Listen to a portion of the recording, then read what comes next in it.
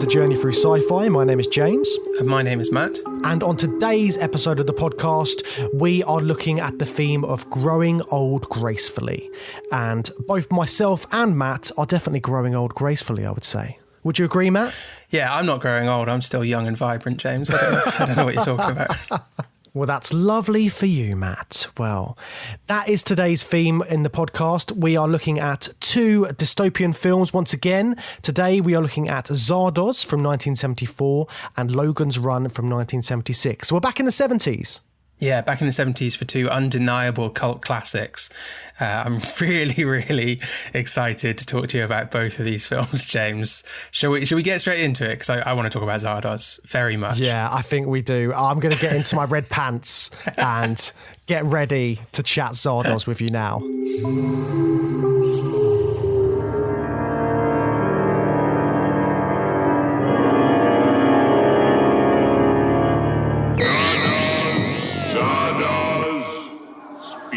To you, his chosen ones, the gun is good. Go forth and kill.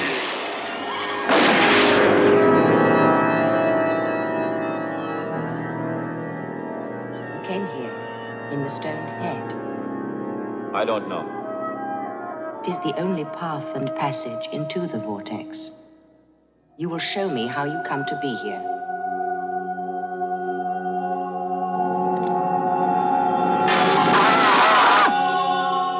Tell me everything. My name is Zed. For Zardoz, I am an exterminator. Mate, this film. Had you watched it before? No. I really didn't know anything about it apart from the image of Sean Connery in his outfit from the start of the film, which is on the Wikipedia page. And if you've seen it, listeners, you know what I'm talking about because it burns into your mind as soon as you see that. It is infamous, and it is Sean Connery as you've never seen him before, with a ponytail, looking like Burt Reynolds, in red pants and like some weird gun belt, whatever it is. Like bandolier belt for like gun shells, but also thigh-high leather boots. Thigh-high red leather boots. It is quite a sight. Had you seen it before? I had, because Really? I was gifted the DVD a couple of years back, and yeah, I watched it and. It just all of the things to talk about for this episode. But it's a cult classic, but it's also had terrible reviews. Like Empire gave it 1 out of 5 as in one of their reviews. Yeah, it was slightly better than I expected, but I don't think 1 out of 5 is unwarranted. It's it's kind of all over the place. I think 1 out of 5 is, I don't know, I don't read Empire, so I don't know how harsh that is in the context of their other reviews, but yeah, it's strong. Yeah, and it seems like such a weird role for Sean Connery as well, but from what I was reading beforehand, he took on this role after he'd done the James Bond films, which was sort of like the big highlight of his career, and then he had a bit of a lull, and he was so worried about not getting other acting roles, he took this on as like... It's just like a random role, and he would drive himself to the set. He was staying at John Borman's house or something. He was like cutting all of the corners to make it happen. He took like a reduced budget, and it just seems like such a random film for him to take. Like, I love that he did it. It's like a fascinating film and just all of the craziness that's going on in it. But yeah, it doesn't strike me as your average Sean Connery film. That's so interesting that he was in that kind of post James Bond period and he felt that way because from a 2022 position looking back at it, yeah, it seems insane to see him in a film like this. He's James Bond, iconic James Bond. And then we also know him from grey-haired 1980s, 1990s Sean Connery, elder statesman, playing dads of heroes and grandpas and all of that, where he kind of aged into that kind of role later in his career. But I guess, I mean, when I really put my mind to it, I'm struggling to think what he was doing in the interim between the James Bond period and then seeing him in like Hunt for Red October, Indiana Jones, those kind of films in the 80s and 90s. So yeah, I guess there's this lull that I'm just not familiar with, and I don't know, I feel bad for Sean Connery that he felt like this was a good decision for his career. I mean, regardless of whether it was good or not, I am so happy he did it, and it is just such a crazy film, as I've already said. But it's a weird one as well, because like there's moments of it which are inspired by The Wizard of Oz. I mean, that's quite a definite thing partway through the film, where they directly have a copy of The Wizard of Oz, and the whole Zardoz title is just The Wizard of Oz. It's a few letters taken out. Yeah. And it's interesting as well that it was made by, like we said, directed by John Boorman, who, like, I know from doing Deliverance, and that's pretty much the main film which I would associate him with. And he apparently was going to try and get a Lord of the Rings adaptation made before this, but it fell through. And he really wanted to do some sort of like fantasy-esque film. So this one came about, and it's so bizarre. It's this crazy dystopian world that he's made in this. And just sort of like, what did you think of this world that he's made? Sort of like the way it looks, the sets, the costumes. I mean, we talked about Sean Connery's epic costume already, but what did you think of that sort of like going in? It was totally different to what I expected. I remember that when we were planning this series, you were quite keen to slot this film in somewhere. You really wanted to do it, and I was like, oh, I don't know, it looks really weird. And also, I was expecting much more of a fantasy film. That one image of Sean Connery in his outfit, it's more into the kind of, I mean, he looks like a Barbarella character. Yeah, it's very Barbarella-esque. And Barbarella is sci-fi, isn't it? But it is straying more into the kind of fantasy side of things. And the title Zardoz, it feels very high fantasy. That's kind of what I was expecting. Yeah, like a space opera. Yeah, but well, yes, it's more space opera. Yes, space opera is what I was expecting, but it is much more sci-fi-y, I guess, than what I was expecting. And actually, when we get into this world, and you're introduced to the world of Zardoz in such an obstructive way, like, which is obviously a deliberate filmmaking choice, but information is drip fed to Sean Connery's character Zed. It's drip fed to the audience, definitely, and not everything's revealed, but I actually really liked that, like the whole opening of it, the weird like barren landscape where the brutals are like rampaging and the giant stone head floats in. The floating heads are great. And as we get from that into the vortex as well, and the contrast between the two, you know, I actually really liked all of that. And I'd say, like, for the first half of the film, I was like, this is like loads better than I was expecting, and I'm quite into it, and it's camp and it's fun, and I can see why it's like a cult favorite and all of that. So it really took me by surprise in the first half. I mean, it certainly took me by surprise in the rest of it as well, James, but in a different way. You know what I mean? Yeah, and I think like the aesthetic that you're talking about as well is really interesting. Just the sort of like arty shots and the reflections everywhere, and like when they're in the world of the Eternals, they go to these weird sort of like mirror pyramids and sink in. There's an amazing shot where Sean Connery walks behind this mirrored pyramid, and you can see that he's just like pretending to fall down. He does the pretend elevator, like, yeah, like in Wayne's World, is it where they do that? Yeah. There's a lot of scenes like that where, so I think John Boorman has said that, like, he didn't have the budget to execute what he was dreaming up in his head. And you can see that, like, stuff like that, the kind of going down to that. The fact that the vortex is essentially just like a small farm, a bit of farmland. But it's supposed to I think it's supposed to feel like Logan's Run, which we're going to talk about, you know, in the second half of the episode. But it doesn't quite get there, does it? And they have to just make do with what they can. Like, he gets trapped by this extremely powerful.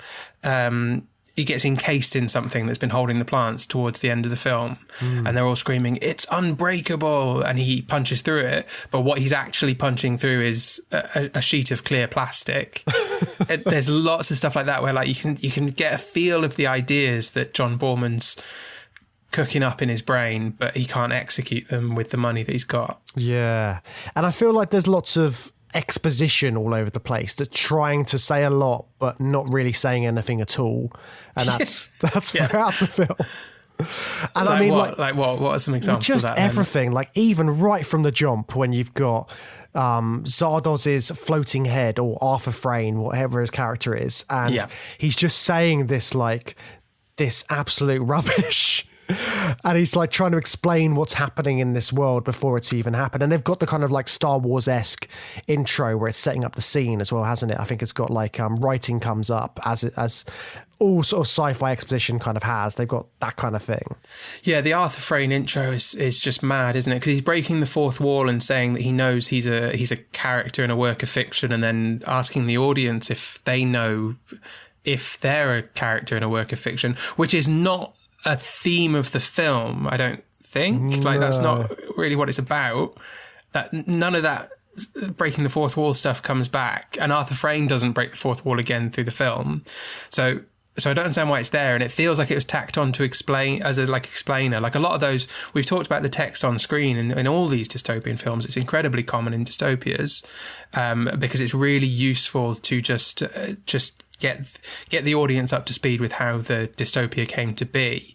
So it kind of feels like that, but it doesn't serve that purpose because it doesn't help explain the film or the setup at all. He's a guy who's saying he's pulling all of the strings. He then appears to die like 10 minutes later in the film.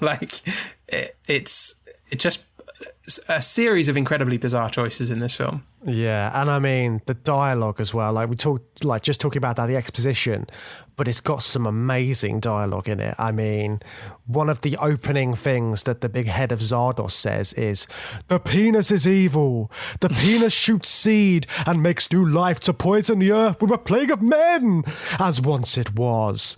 Like these great moments of dialogue, which are just so bizarre, and like you said, camp. The whole thing's very camp.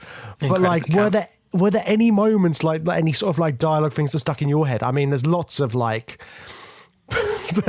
craziness. I think that line, the gun is good, the penis is evil. I was just like, right, okay, strap in. This is going to be a weird one, because that's within the first couple of minutes, isn't it? That's when and I think after the kind of preamble. Do we see the floating Zardoz head first? Is that like the first image we see? Because that's a mad image as well. It's not just a big floating stone head. It's like a terrifying face. You know. How would you describe it? It's almost it's kind of sort of like the Sphinx, kind of. Yeah, I was looking at a bit sort of like Greek myth, kind of like that. It's kind of got that feel to it, sort of. It just reminded me of sort of like mythology, but then the whole thing has kind of got that fantasy element to it, where it's like all of those films that you think about, like Jason and the Argonauts and things like that, when you've got characters like Zeus and things, all that kind of stuff kind of sprung to my mind when I was thinking about it. But it is so bizarre. And some of the imagery in Stargate as well, the helmets, because obviously the Brutals wear the Zardoz helmets. Some of them do, some of them don't understand the inconsistency there, but some of them wear like a Zardoz helmet and look like him, which is a bit Egyptian Stargate-y, that kind of iconography, isn't it? Yeah, Stargate was definitely influenced by Zardoz, without doubt. For sure. So what about the groups of people in this film then? So you've got the Eternals, the Brutals, the Renegades, and the Exterminators. The Exterminators being these guys we're talking about with the big stone heads on and the red pants.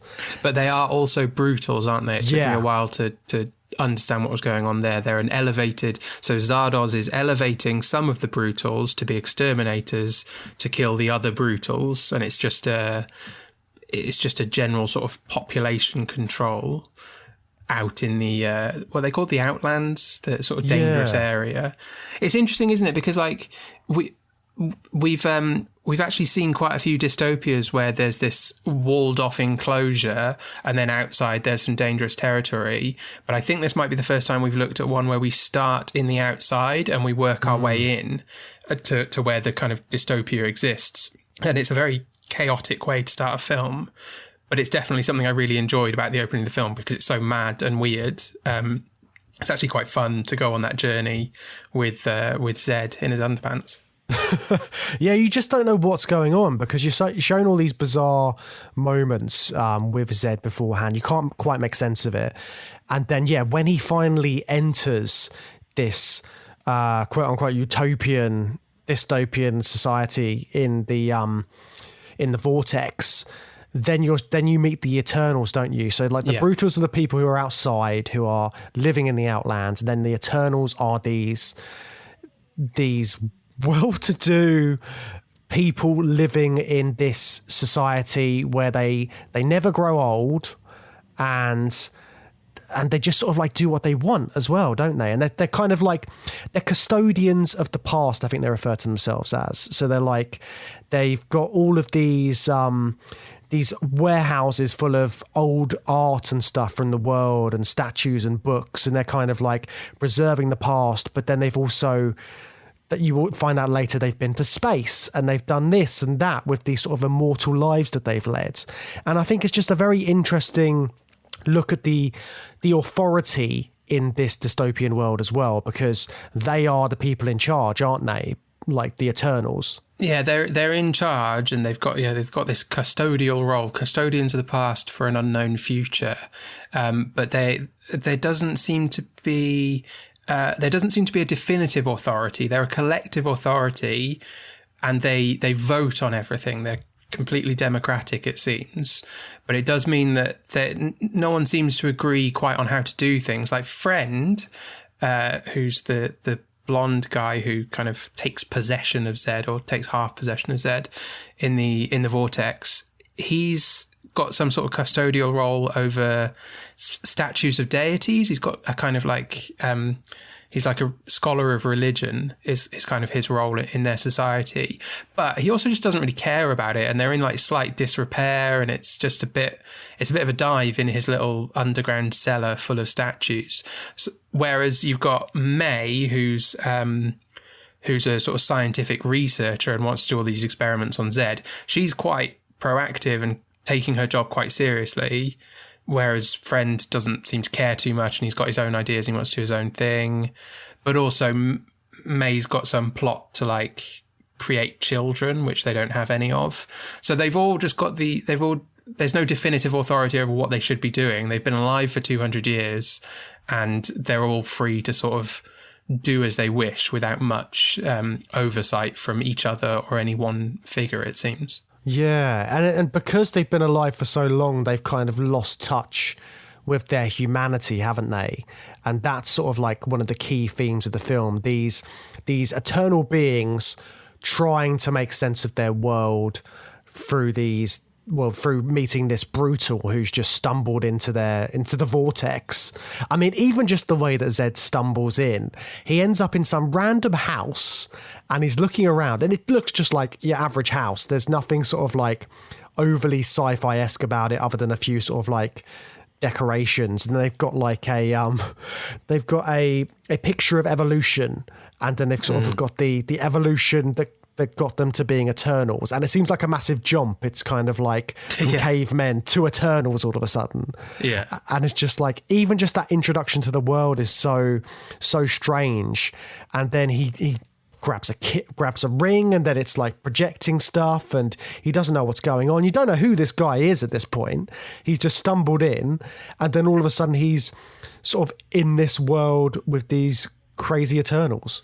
Yeah, well, we don't know who he is, and all we really know about him is he's a character who loves killing and worships a big stone head that gives him guns, and he's holding a gun. So, like, he feels like the bad guy at this point in the film. He's come into this nice, quiet, peaceful farm, village, town sort of scenario, carrying a revolver and worshipping a giant head that tells him to kill basically everybody he sees, which is what he does. Just hearing that, it just sounds so good. Yeah. So he seems very menacing, and then he gets taken prisoner like very easily because they've also got psychic powers, haven't they? The Eternals. Yeah. Just to add an extra layer. Yeah, they can kind of subdue him instantly, and then they capture him, and that's when they want to do their experiments on him. Yeah, and all of the experiments are trying to, like you said, so May's interested in sex, isn't she? She wants to know sort of like how it works and why people used to do it and all this kind of thing, because for them, it's a completely bizarre idea. And it made me think of when we looked at Sleeper as well, because Sleeper, in that film, they were talking about how like sex was like an archaic thing in the way that we know it, and sort of like something like a historical thing to be studied. And that's kind of what's happening in here, because these people have no need of sex because they're not reproducing. They've got no need to reproduce because they're just around forever. And I think that was quite an interesting dystopian idea that they've got in the society, just this sort of lack of, like, they don't need to have that connection with one another, so they're all quite separated, but at the same time, like you said, they've got this psychic link that is their way of connecting. It's a lot of stuff going on. Well, there's an awful lot of stuff going on. Yeah, but you're right with the kind of sexuality like disappearing in a dystopian setting, and the timing of it as well is really interesting, because it is similar to Sleeper. It's similarities to THX 1138 as well, which was also an early 70s film. That one, like, was there some cultural collective fear post 60s, post 1969 hippie free love? Did we then turn to a like collective fear that sex was going to be taken away and like wouldn't be allowed or would become just erode away? You know, that's what it feels like looking back on these 70s movies. Yeah, and I think so many of the dystopias we've looked at as well, like when we look at Logan's Run later, it's this kind of like idea of a future hedonistic society as well, and sort of how you can sort of curve that in some of these films. Like, they're definitely curving it in this because it's not something that they're interested in, but they're still so fascinated by it. Like, there's the scene with Zed and Consuela, and Consuela's trying to see how an erection works. And she's basically showing Zed all of these sort of like pornographic images to try and give him an erection. And then he looks at her and then gives himself one by doing that. And then everyone's shocked and has a laugh. And it's just like all of these random moments, which are sort of like, there's a need for them in the film, but they come off as like comedic because, I don't know, they just seem so sort of out of place in a serious dystopian film. Yeah, there's several moments where the film skirts around becoming like a full-on like erotic film, and it just about keeps things on the side of like a sort of mainstream movie. But it's that kind of 70s vibe, and again, it's a bit like Barbarella. You know, it's just sort of the sex is all just like part of it, and it almost takes it too far. Definitely when we're seeing like a diagram of a flaccid penis and then an erect penis, I was really thinking like, where's this going to go? Sean Connery's not been wearing clothes for the entire film. There's loads of nudity, like loads of the Eternals just get their kit off all the time. But I don't know, it keeps things just about on the side of trying to be a serious movie and not glorified porno.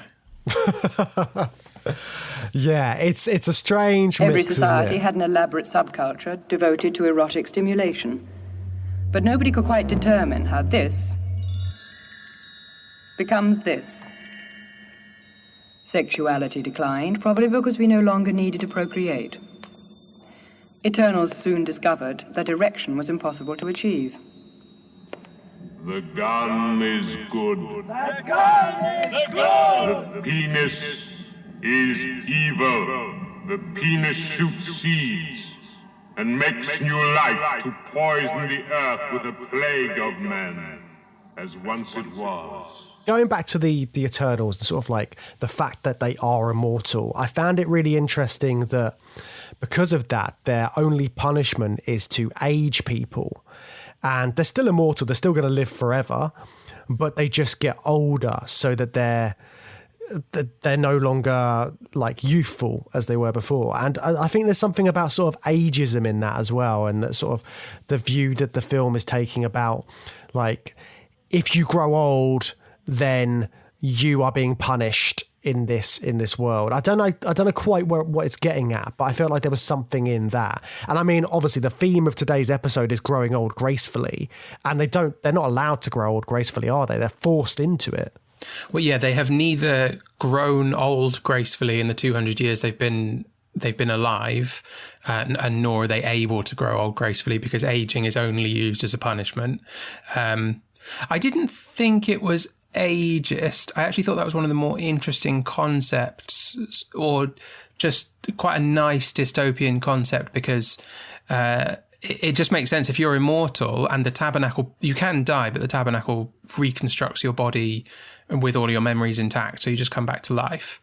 So yeah, it kind of makes sense that aging would be the only punishment you could mete out, because there are physical problems with aging, and if you reach the point where you're actually old but cannot die, and that's where we get to the are they the renegades? Is that who it was? Because they've been punished so much. That's why they're renegades. They've been punished so much. They've been made very, very old, and they all kind of become so old with their punishments that they all become senile, and then they just sort of get sent out to this encampment to live, which I thought that was actually a great dystopian concept, because it's incredibly cruel to just age people up so far. I mean, unfortunately, none of the actors are old enough. They just look like sort of quite old people. They don't look like, they should look like 120 years old and just like creaking along. But, I thought that was a great idea, that that's your punishment. You just be sort of trapped in this very old body forever, and not allowed to die. Yeah. And I think that is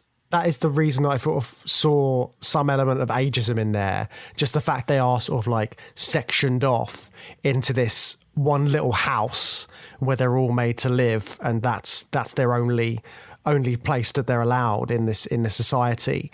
And I think that's kind of like, it's a bit ageist, because it's kind of like we're shipping them off into the home as a punishment. And that's where they belong. And also it is the older generation of these Eternals as well, isn't it? They're the original scientists whose idea it was to become immortal and live in this vortex. So, but also because they're from a different generation, they have different ideas about how they should be governing the society as well. That's kind of the impression that I got. And then all of this other stuff comes through. But again, the film doesn't properly establish any of this stuff. It's kind of like worming its way around all of it in the sort of mix of themes and craziness that's going on throughout. Yeah, speaking of the rest of the craziness, James, I mentioned the tabernacle bringing them back to life. And also we didn't do like a little plot summary at the start of this. So basically what I'll say is, who hasn't seen it, it's just like, what? And after we've got up to the old people, I kind of don't really understand the plot for the rest of the film now. Or there was a lot of stuff that I didn't understand anyway. Do you want to just explain what the tabernacle is and the crystal? Oh my God. I don't know if I can. I'll try my best, Matt. I will try my best.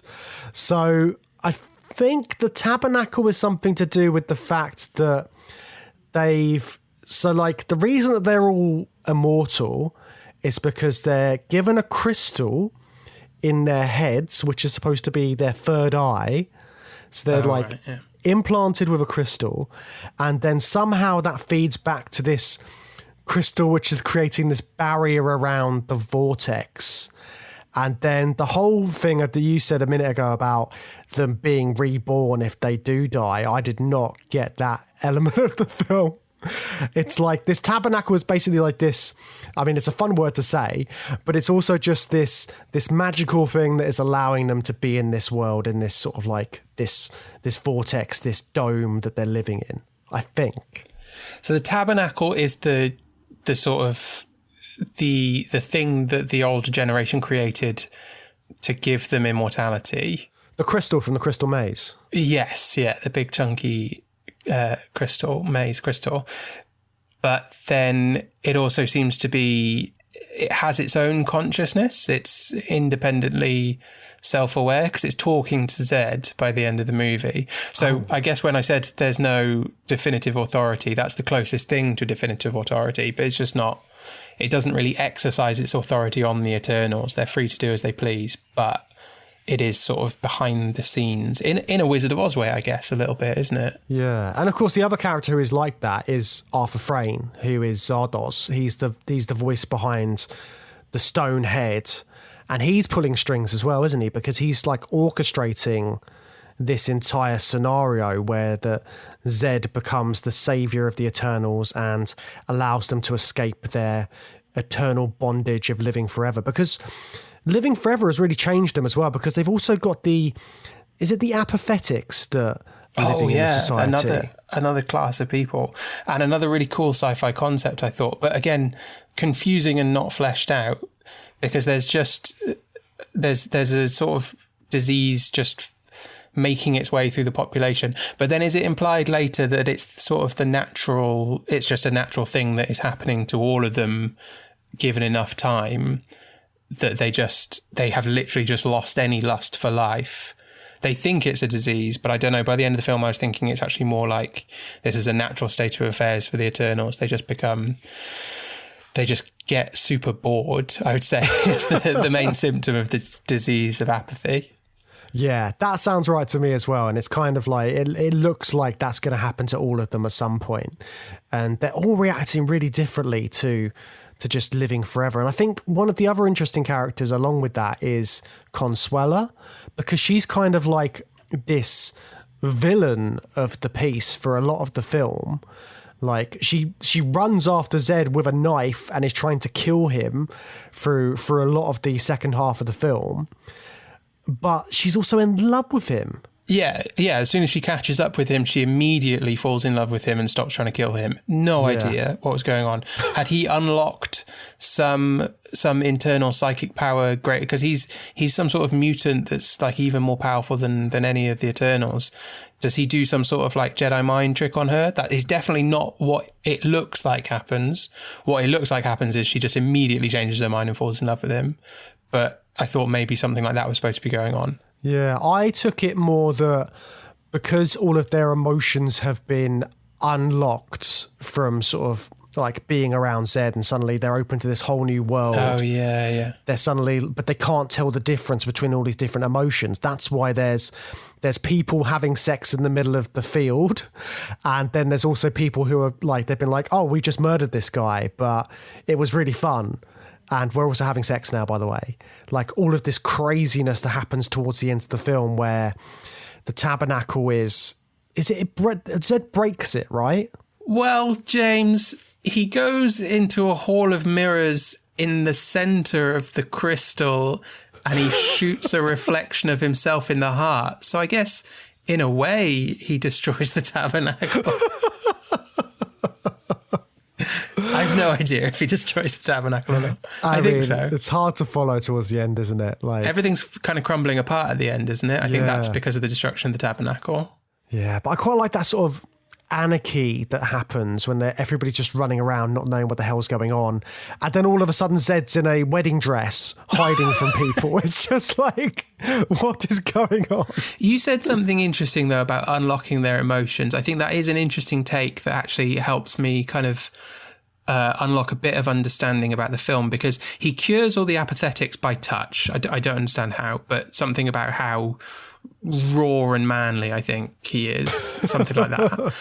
That they kind of like lick him and then kiss each other, and then they're all cured of apathy and they're all like super emotional. Lovely. But you were saying like that was having an effect on all the other Eternals as well, and maybe that's why Consuela totally changes her perspective and suddenly falls in love with him. That's quite interesting, because that suggests that Consuela was on the verge of apathy, and maybe that condition of apathy, like I was thinking, it is just a natural state that is slowly affecting all of the Eternals. So maybe her sort of attitude towards him is supposed to depict this sort of lingering apathy within her, but then coming into contact with him frees her of that. I don't know. Am I just making up? I feel like there's something there, and the whole film feels like there's something there that I wasn't quite getting because it's so damn confusing. But that's a possibility, I think. Yeah, and I think that is the shame about the film, because there is so much going on. You just can't follow a lot of it. Like, this is the second time I've watched this film, and even on the second viewing, I still don't fully get what is going on because I'm so distracted by all of the strangeness that's happening. But it's a fun romp though. Like, yeah. It's so bizarre and so crazy, but it's I still really enjoyed it. Like, it's one of those kind of films. Yeah, it's kind of a film that I feel like I understood it by feeling alone. Like, I could not explain the plot of it. For example, by the end, it all ends in like a mass murder. But I felt like it was a happy ending for everyone because it was such a weird, strange society. I kind of feel like the whole point is it's supposed to feel incredibly weird because this is just the utter madness that would beset the collective psyche if we could live eternally and completely unable to die even if you wanted to. It would sort of descend into a hedonism, definitely, but also just a form of collective insanity where maybe nothing would make sense anyway. So I was like, it's interesting that you've seen it twice because I was wondering, like, should I watch this again? Would I even understand it anymore? I don't think so. You just like, the whole film's just a vibe and you've just got to vibe your way through it and hope for the best. I think that is the best description of it. It is just a vibe. And there are so many interesting things going on that don't get fleshed out. Like, even the fact that Arthur Frayne is, like, you talked about the genetic aspects of it. He's breeding these brutals, and he's making sure they're the only people which are supposed to breed because he wants to get this like super brutal who will free them all. It's like that's a dystopian element as well, isn't it? The fact that it's selective breeding basically of these people outside of the vortex. Yeah, they're already a slave population, and the rest of the Eternals just have like no interest. I think there's even a line of dialogue where they just say, no one's even like looked in the Outlands since we gave Arthur control over them. They don't care. That's out there, and they say they've got to shut themselves off from it. But yeah, you've got this slave population which Arthur's taken over and turned into this breeding experiment of his own, with an end goal of creating a Kwisatz Haderach that's going to come and set them free by murdering all of them. That is Arthur's plan, isn't it? He wants to be murdered so that he can finally die. It's weird though, because like Zed is, I think there's that revelation halfway through, or maybe towards the end, where you find out that Zed is actually, he's read all of these books and he knows loads of stuff. But through the majority of the film, he's just this savage, isn't he? That is sort of just going around not knowing what's going on and being poked and prodded. So I don't know if that was I don't know how I felt about him as a protagonist, because he's not kind of this amazing character who's going to save the day at the end, but he's actually quite like grim as well. Like, you see him raping a woman in one scene, and he said he's doing it in the name of Zardoz, his god, and all of this stuff, this like side of his character. It's a weird thing to have. Yeah, well, he does achieve the sort of heroic goal of freeing everyone at the end. It's just that heroic goal is brutal and violent, and he is a brutal and violent character, and he is true to that throughout the film. I think it's just the positioning of the narrative, the way we follow him as a protagonist, and it's Sean Connery, so we sort of assume he's going to be a heroic character, but he's not. He's the brutal killer he always was. We learn that he knows loads more than we're shown at the start of the film. There's this huge revelation that he's been selectively blocking the memories that they're scanning, and he's actually got this whole hidden agenda. I think that's what's going on. I'm not sure. Who knows, Matt? But even when that's revealed, it doesn't make him like a nicer person. He's still brutal and violent. It's just he has a much more complex hidden agenda to murder them all. But that was all part of a grander plan. orchestrated by him and also by Zardoz behind the scenes. And and the sort of like the end goal is all the Eternals are no longer immortal, and then there's a group of them who escape the vortex and go off on their horses, and then there's others which just wait to be killed by the exterminators, and it's all just like absolute carnage. And then you've got this really weird cave montage of Zed and Consuela, and just them growing old. They have a kid. They're dressed in sort of like green robes. Also, like they sort of like in the montage, the kid gets older and older, but never gets any clothes. He's just always topless, which I found really bizarre. And then he walks off, and then they get older and older until they die. And it's kind of like, I don't know, it's something about them being in a relationship in the end, and sort of like, this is how life's supposed to be. It's supposed to be in a family, and this is supposed to be the natural aging process. And I don't know, it just seemed like a weird arty moment to tag on to the final bit of the film. It's a very weird arty moment for sure. But again, it's another part of this bizarre happy ending that doesn't feel happy at all. Like, all the Eternals that die are quite, I think that most of them are quite happy about dying, aren't they? Because they, it's this new experience for them, and some of them actively wanted it, and the rest of them are just like excited by the kind of orgy of violence. And then it was either Consuela or May, there was like a subset of the scientific community who wanted children, and they've been pushing for it for a while, and they keep getting voted down. So that strange montage, for whatever reason we saw them aging in that montage, what we did see is that there's some suggestion that there's some sort of future society, right, where naturally born children will age, and the aging process is allowed to happen, and death is allowed to happen. So it's a montage of like a natural life cycle. However weirdly presented it is showing us that like those Eternals that wanted to have children and get back into like the natural way humanity's supposed to sort of progress and age and die, they've achieved that by the end of the film. So it's sort of a happy ending for them as well. But it feels very odd. Yeah. So, I mean, it's an example of them escaping a dystopia, basically. But who knows what happens in this world afterwards. Like, it's just too bonkers to think about. Yes, I don't know what next and how I Zed can't fits even into speculate all of it. because it's so crazy. What a lot of fun to watch. I mean, I don't regret it at all. I'm glad that you really fought for this one to stay in this series. Yes, fighting for Zardoz every time. Shall we move on to a film that was a little bit easier to follow? Yeah, a little bit easier, but still just as mad. Yeah, let's talk about Logan's Run from 1976. James, if you were living in the vortex in Zardoz, what part of history would you be the custodian of? I would probably be the custodian of sci-fi cinema. Oh yeah, that'd be a good job for us. We could have a whole library of all of our episodes, and we could have a little annex like Zardoz's little magician room in his house. We could have a little annex where we keep all our Patreon episodes, and we could be the custodians of all the great content we've got over on our Patreon channel. I like it a lot.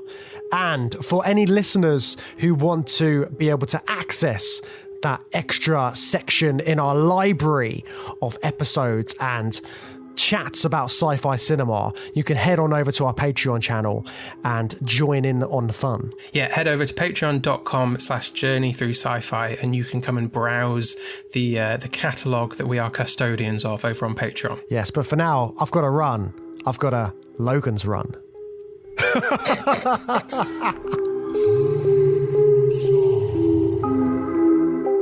Welcome to the 23rd century.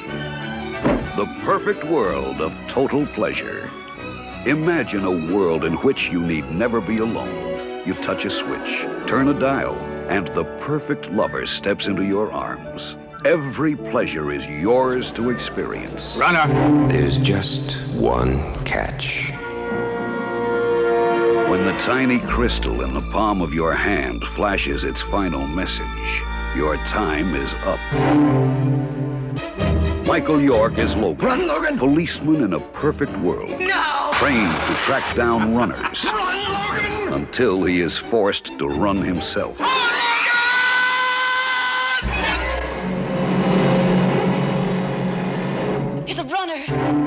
Oh, I'm out of breath from running here from the last little segue there. Runner! Halt! Talk to me about Logan's Run from 1976, directed by Michael Anderson, or I'll shoot you with my sort of flaring light-up gun. Don't do that, please. I mean, it's still probably a better option than ending up on Carousel, but yeah, we'll get into those crazy parts of this film as we go on. So first off, this film, it's based on a novel from 1967 by William F. Nolan, and it's got a very similar setup to another novel which we've looked at previously in the series, A Brave New World by Aldous Huxley. And I couldn't help but see a lot of similarities to this initial setup. What did you think about that? Because it's kind of got this society, again, a hedonistic society where everybody's just doing what they want, really. Yeah, totally. Because I'm much more familiar with this than I was with Brave New World before we watched that and discussed it. And I was actually really struck rewatching this by how much I wanted Brave New World to look like Logan's Run, but it was that we watched a TV movie version, and there hasn't been a real definitive movie version of it that's worked really well. But then watching this, I was sort of like, well, this sort of is the definitive version of it. But it's a different narrative, isn't it? It's sort of a different way we unlock and rebel against the dystopia. But yeah, it does feel like it. The hedonistic society, even the outfits as well. They might just be from when it was made, quite close in time. So just 70s, aren't they? Yeah. It's just that kind of look. But yeah, you're right. It's got all of those kind of elements. But I think the one big difference is obviously the main sort of hook of the film, that people in the society only get to live until they're 30. Now, first off, that age was changed from the book, because in the book, apparently it was 21. But in order for them to have more casting options for the film, they upped it to 30, which I think was another interesting sort of 70s thing to do, because now they probably just get a 21-year-old to do it. But I'm glad they're people which are in their 30s in this film. All for that. So how does this sort of affect the people in this society then? The fact that they've got this expiry date looming over them. I mean, a lot of them just seem to sort of get on with it, don't they? Yeah, I think there's something about the time limit that feeds into the hedonistic society, because they have very little time, and they have everything at their fingertips that they could possibly want, or so we're told in the text on screen. And we don't actually see a great deal of that, apart from Francis enjoying that spa bath while people are doing gymnastic flips through the window. But they've supposedly just got everything they could possibly want at their fingertips. And I can understand how if you knew you could only live, you were likely to only live until 30, they all believe there's a possibility of renewal at 30, but there's a high likelihood they won't be renewed. So they're going to live this hedonistic lifestyle. They're going to completely embrace what's available to them and just live that way. Because they all talk you've got ages, that's 4 years away, which is quite bleak, isn't it? When they're talking about death, yeah, and the fact they've got a constant reminder in their palm as well of this sort of this lifespan, this weird little crystal that they've got, which changes color as they get closer to 30, and it's different shades of whatever color for whatever sort of age bracket they're in.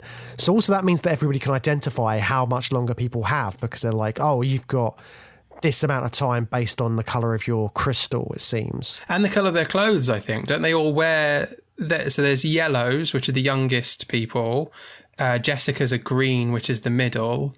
And then reds are the ones that are in their last 10 years, I think. So they literally dress according to their palm thing. And they're referred to as reds and greens, aren't they? Yeah, it adds a whole other element to dressing your age, doesn't it?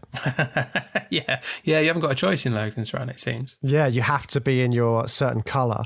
And you're talking about sort of having access to everything at their fingertips. One of the other sort of interesting sci-fi things that they had in there was this weird sort of teleporter system, which is like chat roulette is what it reminded me of. That old school thing. I don't know if it's old school, but showing my age.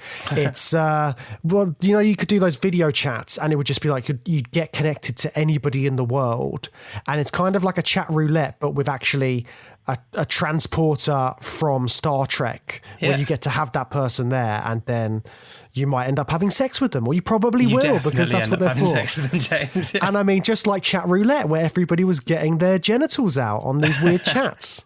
It's a Tinder teleporter, isn't it? It's a Tinder teleporter. It's called the Circuit. So you step into it, and that's you putting yourself out there, and then you get whisked away to some Gestapo member's house, and he wants to have sex with you, and you're like, oh. And he can swipe as well. He is literally swiping away. He's like, he gets a guy that he doesn't like, and he's like, no.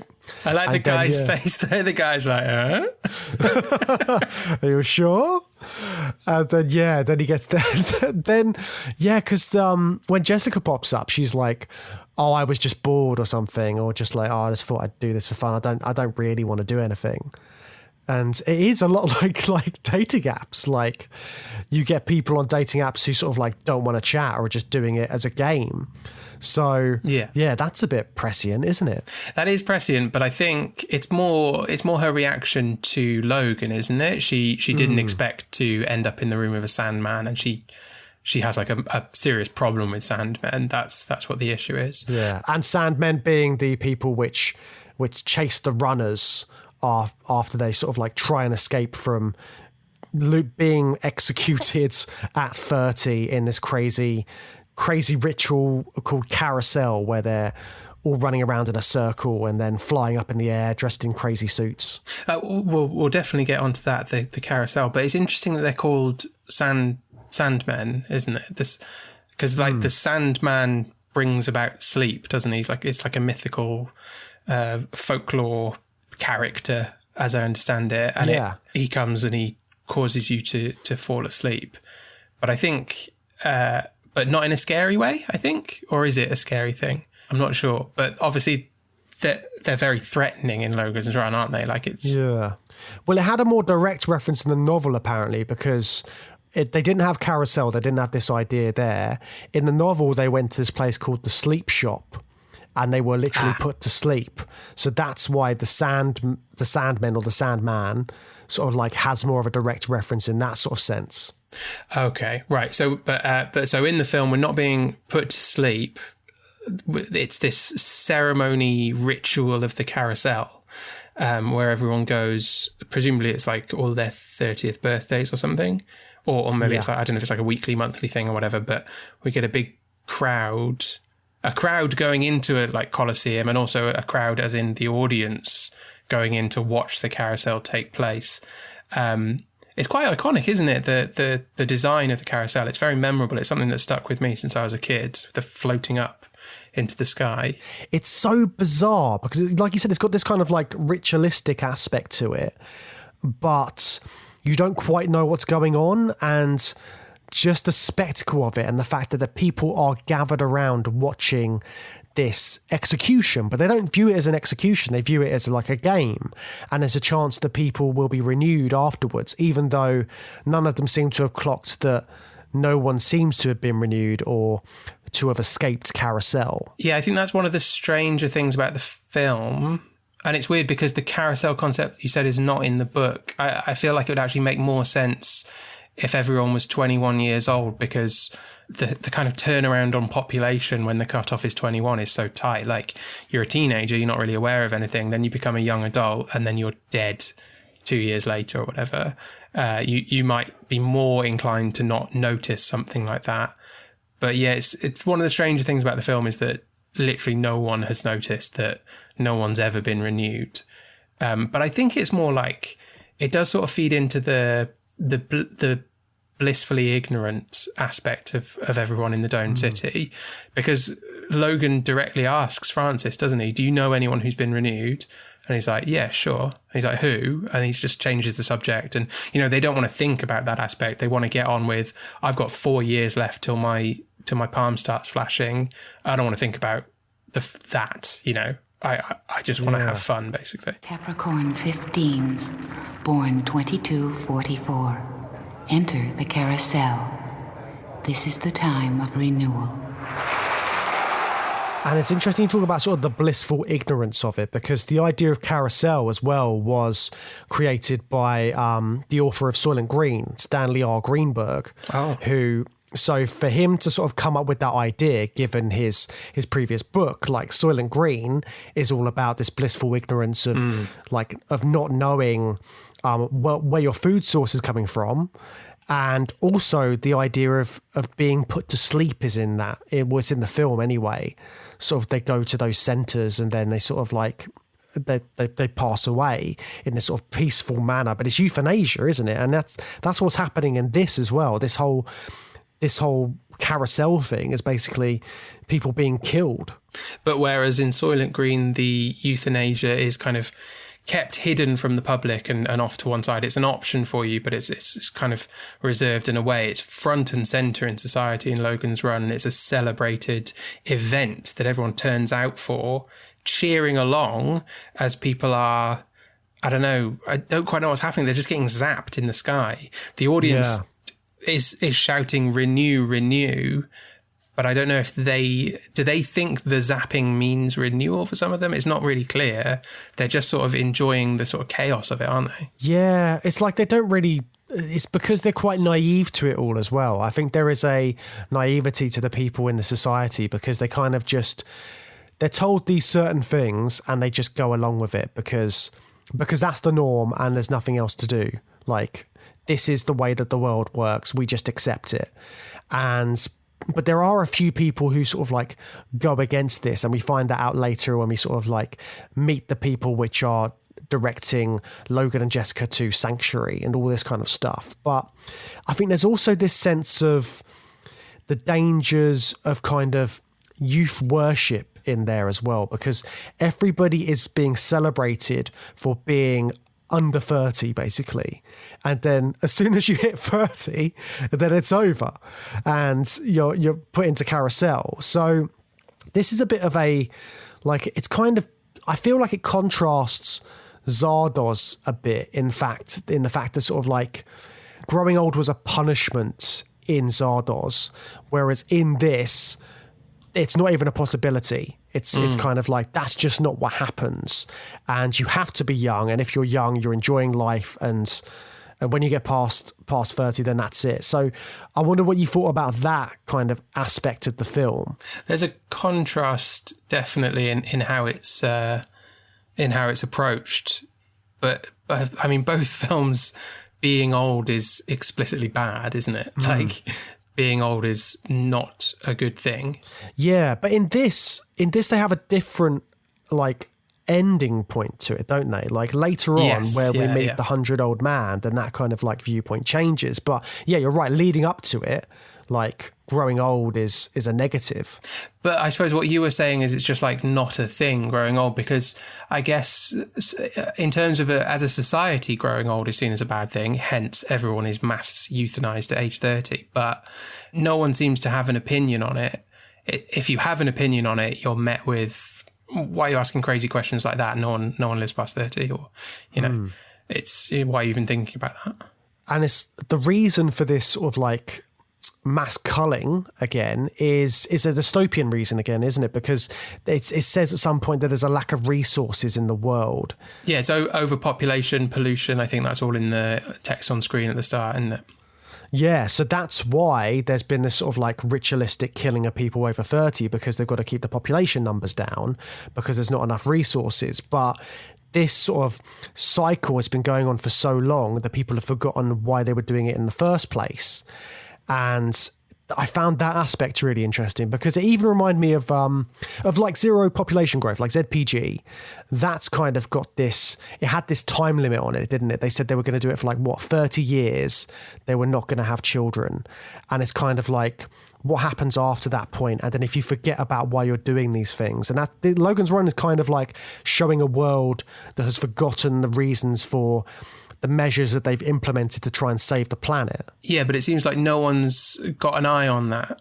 There's like a whole world government, isn't there, in ZPG, I think, that's keeping an eye on things. Whereas this, if there was a plan for the renewal thing to only do it for a specified amount of time. No one would be aware of that because they all died. They all got culled. So no one's keeping track of that. There is this kind of AI that's nominally ordering the Sandmen about. But it reminded me of THX 1138, where we had enforcers of the law, but it was unclear who was making the laws. Like the Sandmen are policemen, basically, but they answer to a big computer that's very elusive and doesn't really give you a straight answer on anything. Yeah, and it's a weird one, isn't it? Because these computers don't really know, like you said, they don't know what's going on. And you see how incompetent these computers and this technology is, in particular when Logan and Jessica escape from the world, the city, and they go on the run because Logan is supposed to be infiltrating this place called Sanctuary, this mythical place which the computer has got wind of, where people will go and they will escape this carousel. And when they're on their sort of like magical mystery tour of all of the places outside of this city, they meet this character called Box, who is this robot, and he's just like, he's going about doing this thing where he's killing people to make a food source for. But he's kind of lost track of what he was doing, like everybody else has in this society. Yeah, good old-fashioned mad robot that's been left alone to its own devices. And he's a really fun one as well. But yeah, so what's actually left unclear, and it's interesting that the guy who wrote Soylent Green is involved in it. What's left unclear is what was being done with those bodies that Box was freezing, because he's in charge of a big fridge freezer, basically an enormous storage area for food supplies for the city. But the food supplies have just ran dry, presumably because no one's around anymore. Everyone's just living in this hedonistic society. No one's actually running anything anymore. So if anyone ever does come out, he thinks they're a food source and he sticks them on ice. But what we don't learn is he sending them back in? Are they food, or is he just leaving them in his big cavern? And that's what happens to all the runners, the 1,056 runners. How did they get there? Regular storage procedure. The same as the other food. The other food stopped coming, and they started. What other food? Fish, and plankton, and sea greens, and protein from the sea. It's all here. Ready, fresh as harvest day. Fish and plankton, sea greens and protein from the sea. And then it stopped coming, and they came instead. So I store them here. I'm ready, and you're ready. It's my job to freeze you. Protein, plankton, grass from the sea. He's supposed to be gathering plankton and other sort of like protein sources and things like that in order to make the food. And again, that's very Soylent Green. That's basically what they thought that Soylent Green was. It was all these sort of like these marine creatures that they're crushing down into this food source. And it's kind of got that element to it as well. But it's even like when they go into the water treatment plant, it looks like, and it's all just like in a state of disrepute. There's just like moss growing all over the place, and it's kind of this ancient place which doesn't get used because the people in the society have just forgotten what it was meant for. And yeah, definitely with Box, there's kind of this unanswered question as to what he's doing down there. It looks like he's killing these people, freezing them, and he's creating like a food source. He's doing his programming, but again, it kind of like glosses over a bit of the explanation for that. I love that that fish plant that you mentioned. There's several just changes of location that all look completely different in the film. And I didn't mention, but like this is one of my favorite sci-fi films. I absolutely love this. I used to watch it when I was a kid all the time. And one of the things that really holds up is the way it moves from location to location. Like we've got the Brave New World shopping mall city that they all live in. Yeah. Then we go to the like destroyed parking lot where the Cubs are kept. Then we've got like the Crystal Maze industrial zone, underground, ice caves, overgrown jungle Washington. You know, there's so many like great locations with really iconic set design. I loved all of that. That was so much fun to just go from place to place in Logan's world. Yeah, and especially watching it as a kid, there's kind of got that excitement to it with all of these strange places they're visiting. You don't know where they're going to end up next. And you are properly exploring the world. I would say it does kind of, like watching it again, it lacks a bit of urgency to it, perhaps. Like he's just sort of like meandering around, like getting from one place to another. But I suppose he is being chased down, but I don't know. For me, it kind of lacked that a little bit on this watch this time. It definitely like loses speed when they get to Washington, DC, because like certainly the audience, and Logan kind of catches up and says it out loud, realizes that there is no sanctuary, and then from that point on in the film it suddenly feels a bit like, well, what happens now? And then they spend quite a long time talking to the guy that just quotes cats. Yeah. But I like it. I mean, I still like it. And then they bring it back to the city. They go back and it becomes a whole like set the city free storyline, which, you know, it doesn't feel like it's going to be that. And then I thought it's quite a satisfying ending to come back to. But there's that lull in the narrative towards the end. Yeah, and I do think one of the interesting aspects about that when they're having that dialogue with this old man is just their reactions to it, and you properly get this sense of how important age is to the storyline. I mean, you get it anyway just because of like the deadlines that they have for their lives. But just the interactions with this character who has lived a life, but he's still quite childlike, isn't he? Because he hasn't had like interaction with other people. He's just been with his father and his mother. Like that's his entire life. So I think just seeing his interaction to them, and he's kindly, but there's something childlike about, he's like got an innocence to him, hasn't he? Yeah, he's doddery, to be fair, isn't he? Well, that as well, yeah. And they're completely fascinated by him because he's unique to them. He's an old man, but they don't see just how doddery he is. Like in any other film, if the characters met an old man who mostly communicated through quoting cats and was talking about Jellicle cats, they'd just like back away slowly, you know, like this guy is not helpful to us in our adventure. But to them it's like a whole new world, isn't it, being exposed to this older guy. Like for like the way that they're talking to him, they're getting bits of information they never would have had from the people that they've been around in the society. And even just like the look of him as well, it's so foreign to them. And that's the thing, that's part of it which really struck me. Just there's a moment when Jessica says like, oh, those lines in your face, do they hurt? Yeah, like the cracks. And just like this idea of having no idea about what aging is and what it does to your sort of like appearance, and also to like that knowledge that you gain from living longer and just living a life. I think all of that's quite a fascinating aspect of their sort of interaction with him. And inherited knowledge as well, that, you know, he has learned stuff from his parents, and he talks about having learned stuff. He knows stuff because his parents told him it was so, which is how children learn stuff. It's another thing that makes them sound quite childish, but to them that's mind-blowing, because that's another element of their dystopia, is that none of them have parents. They have a seed mother and presumably a seed father, but they're just like taken away and raised in like an incubator and designated a job as well at birth, right? That's like the first scene, isn't it?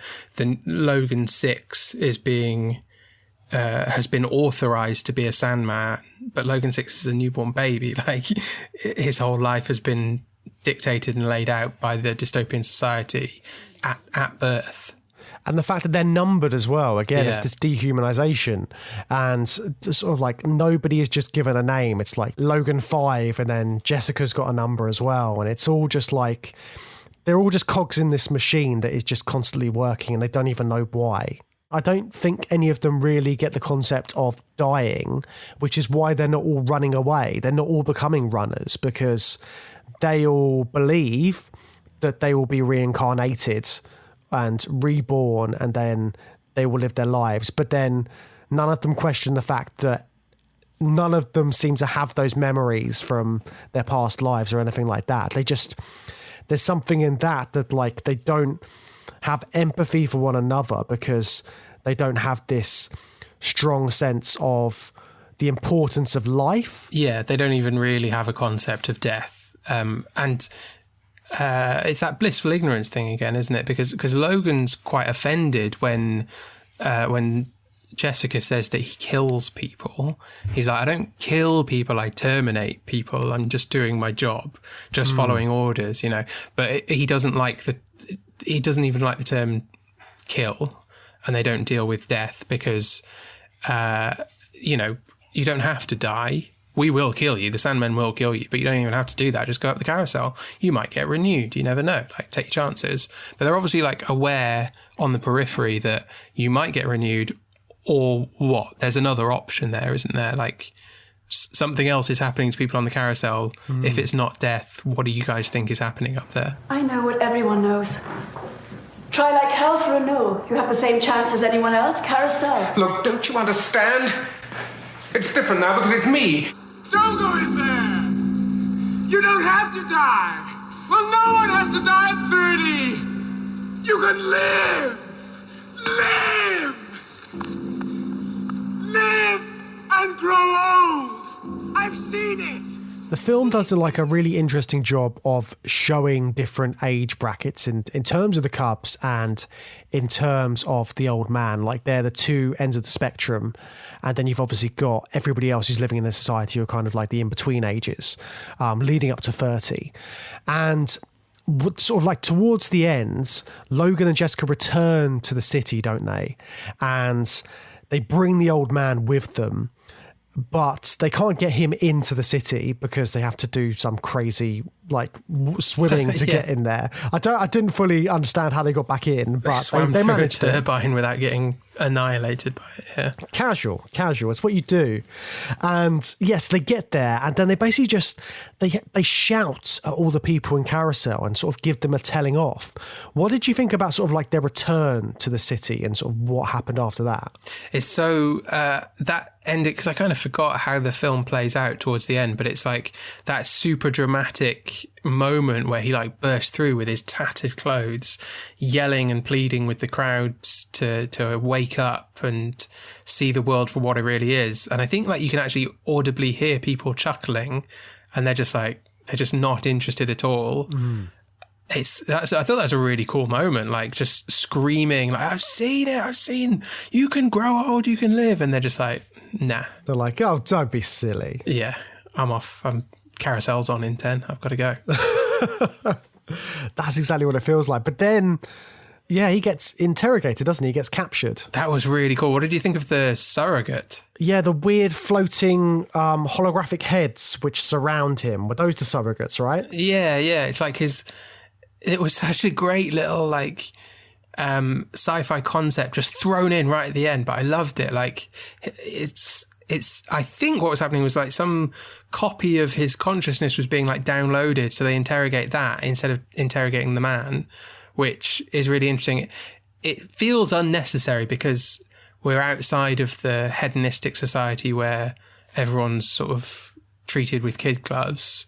It seems like they could do what they want to him there, but it also fits in with that whole thing where nothing bad really happens to these people. If we do need to interrogate someone, we just sort of like download all their brain and we'll interrogate that download instead of interrogating him. Like that was just a really cool thing to just throw in at the end of a sci-fi movie. Yeah, and it made the interrogation a lot more, well, it made it different to a lot of the sort of interrogations you see in most sci-fi films. It added an extra nice little sci-fi layer to it. But I think it was like, I loved how it went through the stages of asking all of the different surrogates, and then suddenly it just causes a meltdown for the computer. It just can't compute. It cannot understand that there is no sanctuary because it's looking for sanctuary, this is what must happen. There must be a place. They must be able to stop it. And it causes such a meltdown that the entire city just decides to blow up. Like everything goes to shit, doesn't it? What did you think about that? Oh, I love it, man. I think it's one of the all-time great sci-fi does not compute moments, you know? It's like this and like War Games, the tic-tac-toe. The only way to win is to not play. Like, just a computer having an absolute meltdown. But in this one, it's so good because it blows up an entire city. It's that severe of a computer brain meltdown. And then just the people just don't know what to do they? They run out of the city. And like, I'm surprised by how quickly they managed to get out, because presumably they've got to swim through the turbine to get back up to where the old man is. No, because they appear... Or does a wall explode? Who knows? Yeah, I think it must do, because they appear at the top of the steps, and Logan and Jessica went down the steps to swim through. So I think everything is just... it's the gates or whatever that Logan got special authorization to go through to leave.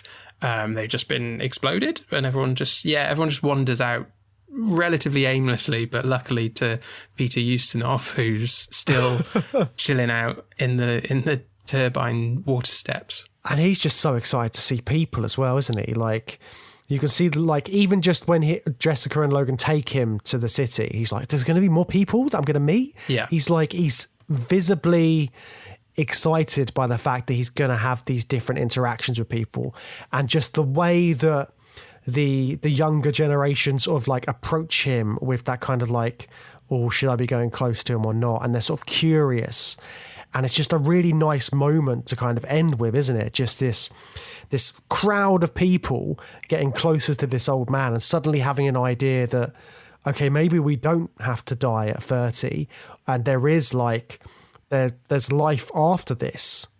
Yeah, there's like a collective expansion of consciousness moment, isn't it? That's what it feels like. It's like you're witnessing an entire populace just completely reshaping its understanding of how life works. And that's represented really well at the end of the film. I think it's really important, what we were talking about before, that that being old is not treated as bad by the people. It's treated as bad by the society, but not each individual person, because they're open to the idea of an old man, and they're interested and they're fascinated and they want to approach him. Whereas if it was demonized, that ending would be very different, wouldn't it? Yeah, and they're finally getting the opportunity to grow old gracefully, presumably, but at the same time, there is this question mark as to how they're going to survive in this outside world, because this is a generation of people which have been given everything that they needed. So how are they going to survive out there? I mean, you see it with Logan and Jessica when the old man shows them how to make fire, just like how awestruck they are with that. Like, how is this society going to run itself now that all of the machinations have been taken out? Yeah, don't know. It's yeah, don't know. Yeah, it's supposed to be hopeful, isn't it? But it feels hopeful. Yeah, but it feels hopeful because the dystopia has literally been destroyed and the people are free from it. But the practicalities of what is going to happen to these characters is not good. It feels a little bit like the ending of WALL-E, but even in that they've got concepts of farming, and they have an idea of what they're going to do. They think they're going to grow pizzas out of the ground, but they do understand the idea of planting stuff in the ground.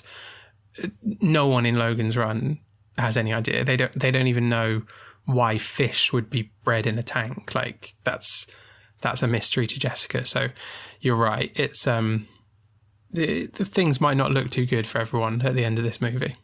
But the fact is they're given the opportunity to grow older and to become wiser through experience, and then to pass that on to the next generation. So it does open up the world to different possibilities.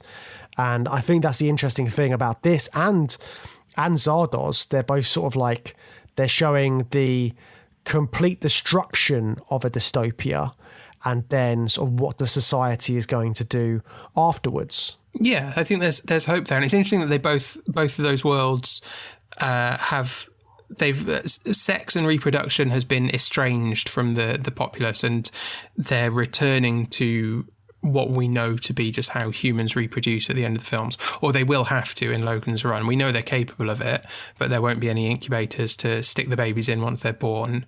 And Logan and Jessica and the old man are going to have to introduce this concept of parenthood and family to the rest of the people. That is going to freak them out, isn't it? Sort of like when they discover pregnancy and everything that comes with that. It's just, that would be quite an eye opener.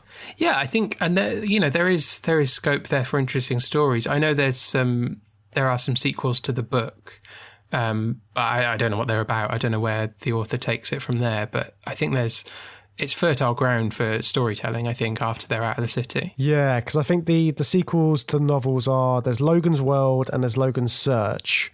And yeah, I don't know exactly how they sort of change it, but I think Logan's Search has something to do with like an alternate world and he gets help from aliens and it goes off in some crazy path. But the thing is, I don't know how that sort of is, how that relays back to the other novels because I haven't read them, and then obviously there's like variations in the story and all of this kind of stuff, so it could all match together quite well. And there was a TV series as well, wasn't there? Yeah, the TV series, I think it just remade the plot of the film, I think, and I don't know how that played out on a week by week basis, but they just reset to the beginning and recast Logan, I think, didn't they? Yeah, and it's them sort of having adventures trying to get to Sanctuary, and that's kind of like the main premise. Like, we're going to get there eventually. Until then, we're going to have lots of fun adventures and hijinks, which I think is quite a good idea for a TV series. Yeah, it's not bad, yeah. Yeah. But there's definitely something about this film. I think it does sort of like capture that excitement about 70s sci-fi, just with the sets and the costumes and the story, and like the same with Zardoz, even though it's a lot more of a mess. It's this kind of 70s sci-fi which I really love, just sort of like the extravagance of it and just these crazy places they'll take you, these complete different worlds. But I think the thing is with both of these, they do lack the kind of more introspective science fiction elements that you see. And I think sort of like, so George Powell at one point was going to be producing Logan's Run, and his main problem with it was he wanted to make it more like Planet of the Apes in 2001.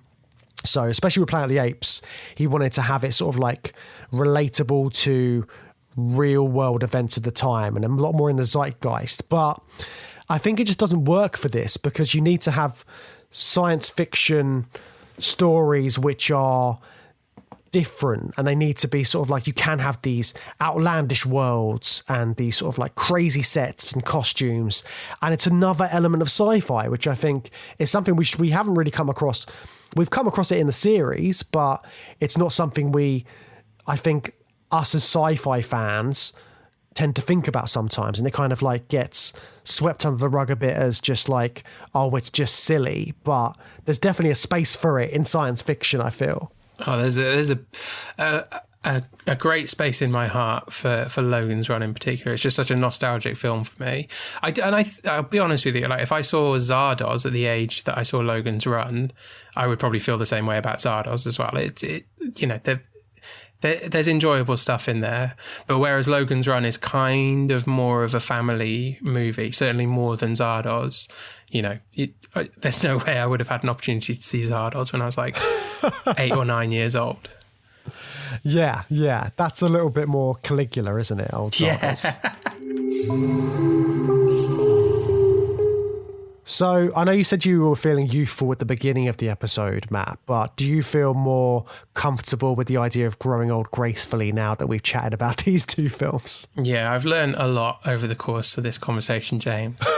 And now I'm ready to open my palm and see what colour. Oh my God, it's flashing red and black, James. Get me out of here. Oh no. Well, I'm in my red pants, so I can't leave the house.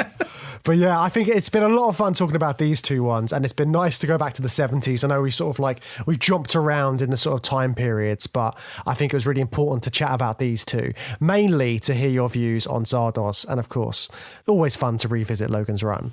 Yeah, Logan's Run was like a little treat for getting through Zardoz for me. Well put, well put. But where are we heading next week on the show, Matt? We're getting stuck into the topic of genetic dystopias. So we've talked about it a little bit in Zardoz, and also the way kids are treated in Logan's Run as well. But we're going to be looking at 2 films that really focus in on the tampering of genetics and how that can be exploited in a dystopian society.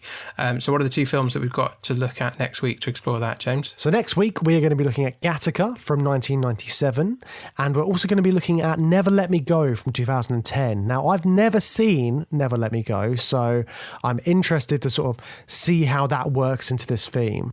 Yeah, I've never seen either of them. I'm really looking forward to seeing them both, especially Gattaca, which I know is considered a real modern classic by some people. Chief amongst them, who enjoys that film and knows it well, is our guest next time, Alan Stroud, who is joining us to talk about those genetic dystopias. He's an author and the chair of the British Science Fiction Association.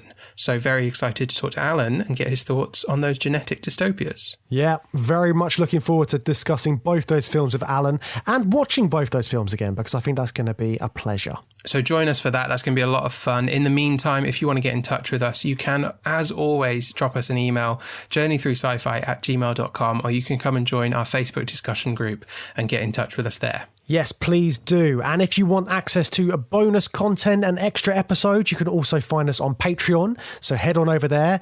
And if you want to sign up, then you can get access to all that extra content. And if you want to support the show, but you don't want to join the Patreon, that's absolutely fine. One great way to do that is to leave us a review on whatever podcasting app you use. Please drop us 5 stars and make sure you put some text in there. So when you put your text in, why don't you let us know what your alter ego would be if you were controlling a population of brutal people living in the outlands in Zardoz. Great. I'd love to see that. What would yours be, Matt?